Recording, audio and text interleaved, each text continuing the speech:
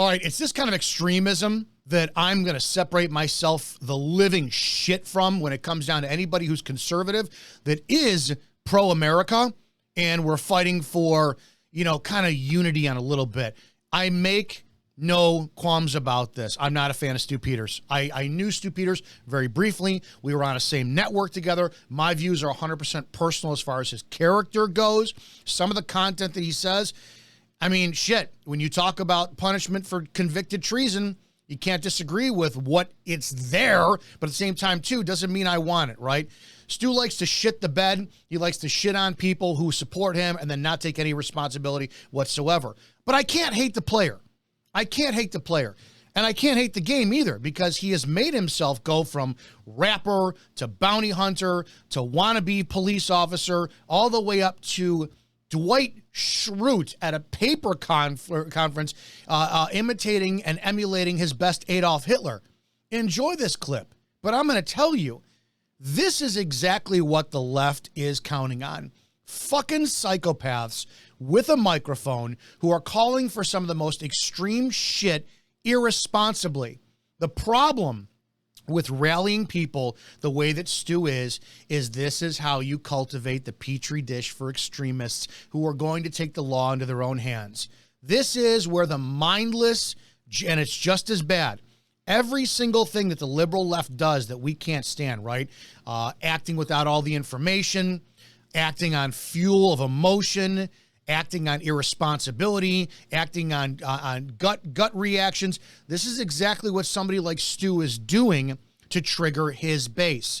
I denounce this type of fucking advocacy for America, for our due process and our law. I do think Stu Peters is a fucking just somebody who's out to make the quick dollars. I think at this point, I truly believe he believes all the bullshit he's selling, but I don't stand by this. Do I want people held accountable? 100%. Do I want treasonous criminals of our country held accountable? 100%. But that's got to be done with compassion. It's got to be done with the ideals of America in line. And it has to be done with the viewpoints of unifying this fucking country. Both liberals and conservatives who are both insane. I denounce this bullshit. Enjoy this clip. Make up your own mind. But keep me out of this fucking circus because I'm not a clown like Stu. Hi, I'm Dominick Izzo, host of the Rants of Izzo show here at Spreely Media. Be sure to join me live every Monday through Friday at 1 p.m. Eastern, noon Central, on either the Freedom Hub app for your smartphone or at rantsofizzo.com.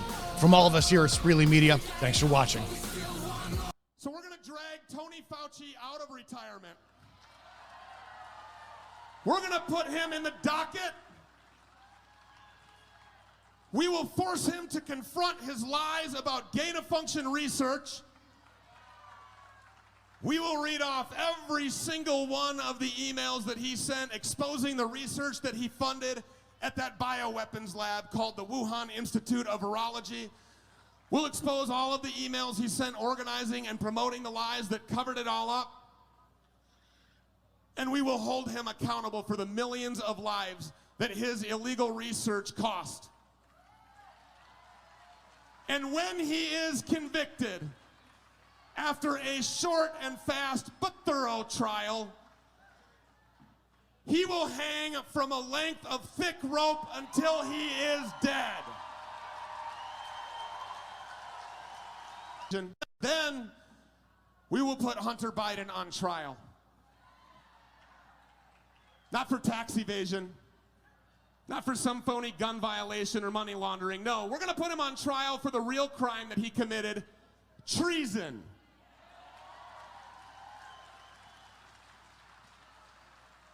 Selling this country off to rich oligarchs in China and Volodymyr Zelensky's Ukraine.